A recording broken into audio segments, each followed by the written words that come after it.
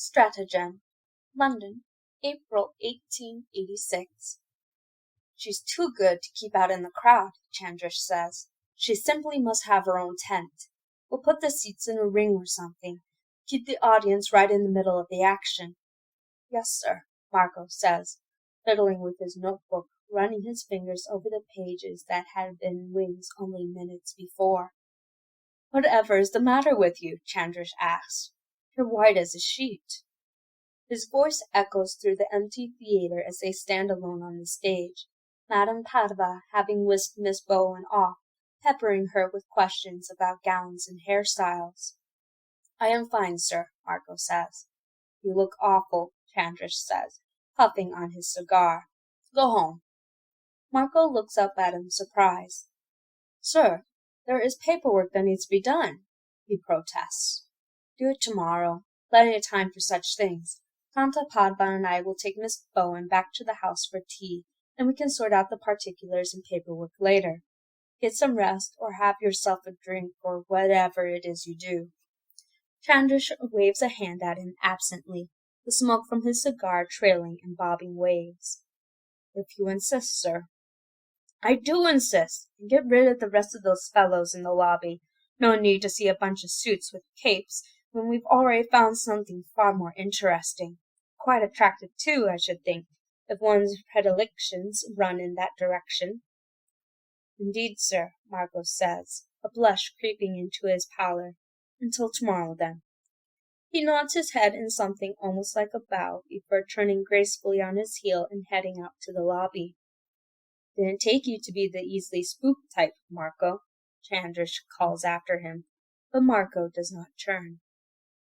Marco politely dismisses the illusionist in the lobby, explaining that the position has been filled and thanking them for their time.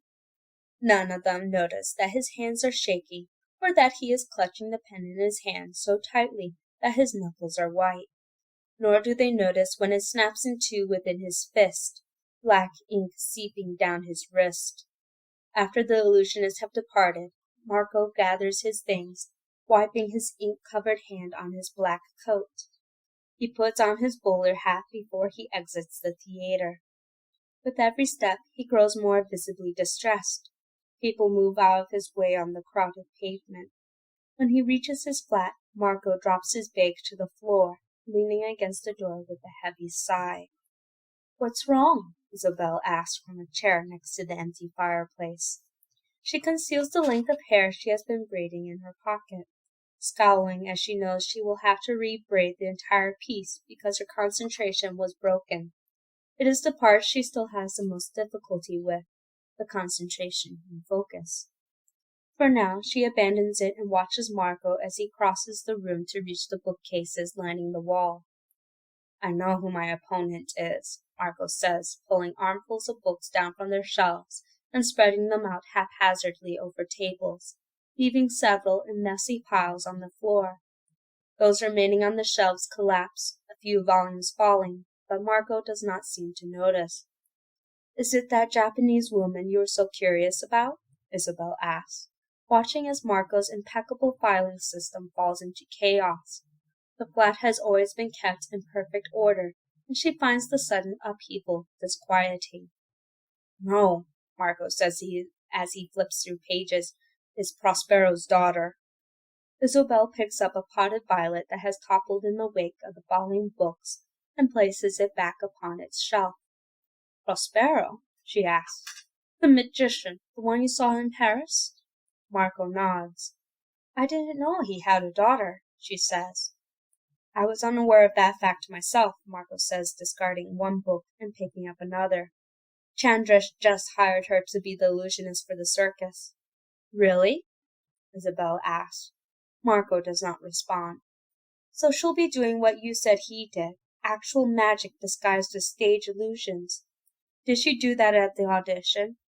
Yes, she did, Marco says, without looking up from his books. She must be very good. She's too good, Marco says, pulling another shelf worth of books from their resting places and moving them to the table. The violet an innocent victim once more. This could be extremely problematic, he says almost to himself. A pile of notebooks slips from the table to the floor in a flurry of fluttering pages and a sound like the wings of birds.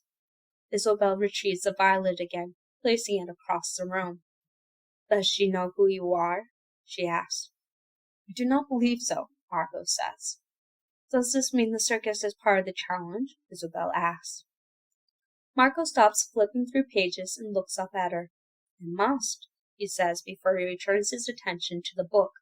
That's likely why I was sent to work for Chandrish, so I would already be involved. The circus is the venue.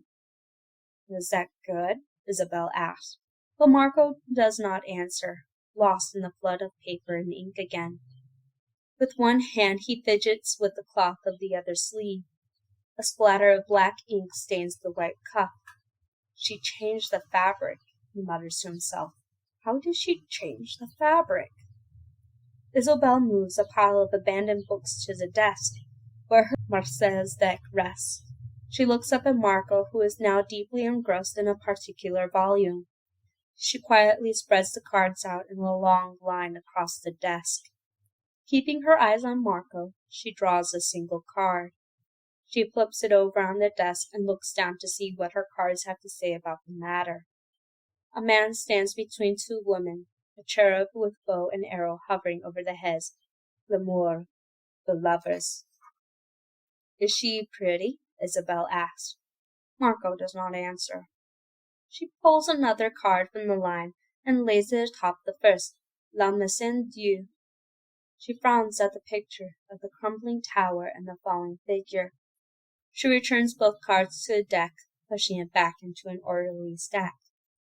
Is she stronger than you? Isobel asks. Again, Marco fails to answer, flipping through the pages of a notebook. For years he has felt reasonably well prepared.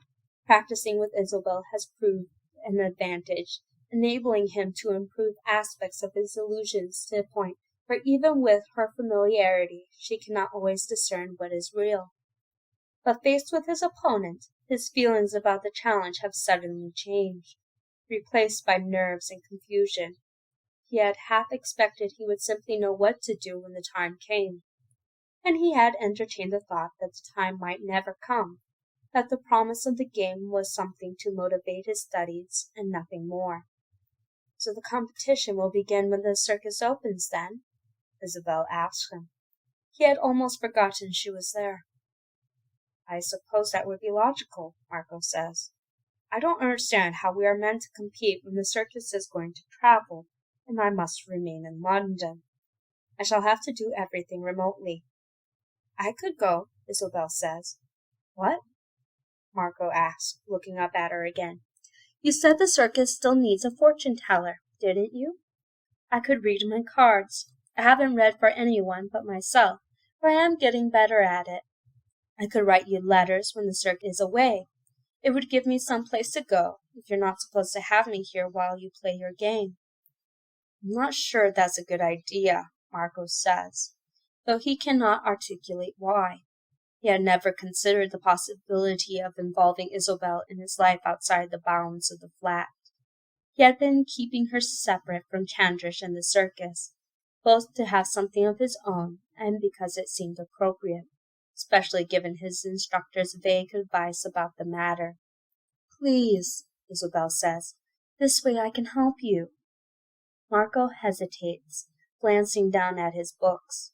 His thoughts remain preoccupied with the image of the girl from the theater. It will help you be closer to the circus, Isobel continues, and it will give me something to do for the duration of your challenge. When it's done, I can come back to London. I'm not even certain how the challenge is going to work, Marco says. But you're certain that I can't stay here during it? She asks. Marco sighs. They have discussed it before, not in any great detail, but enough to establish that when the game began, she would have to leave. I am already so busy working for Chandrish, and I will need to focus on the competition without distraction, he says, using his instructor's choice of word, from an order disguised as a suggestion. He is not certain which option bothers him more, involving Isobel in the game, or relinquishing the one relationship in his life that has not been dictated for him. This way I wouldn't be a distraction. I'd be helping, Isabel says. And if you're not supposed to have help, well, I'd only be writing you letters. What's wrong with that? It seems like a perfect solution to me. Could arrange for you to meet with Chandrish, Marco suggests. You could convince him to hire me, couldn't you? Isabel asks. If he needs convincing. Marco nods, still not entirely certain about the idea, but almost desperate for some kind of strategy, a tactic to use in dealing with his newly revealed opponent. He turns her name over and over in his mind. What is Prospero's daughter named? Isabel asks, as though she can tell what he is thinking. Bowen, Marco says. Her name is Celia Bowen. It's a pretty name, Isabel says. Is something wrong with your hand? Marco looks down, surprised to find that he has been holding his right hand in his left, unconsciously stroking the empty space where a ring was once burned into his skin. No, he says, picking up a notebook to occupy his hands. It's nothing. Isabel seems satisfied with the response, lifting a pile of fallen books from the floor and stacking them on the desk. Marco is relieved that she does not have the skill to pull the memory of the ring from his mind.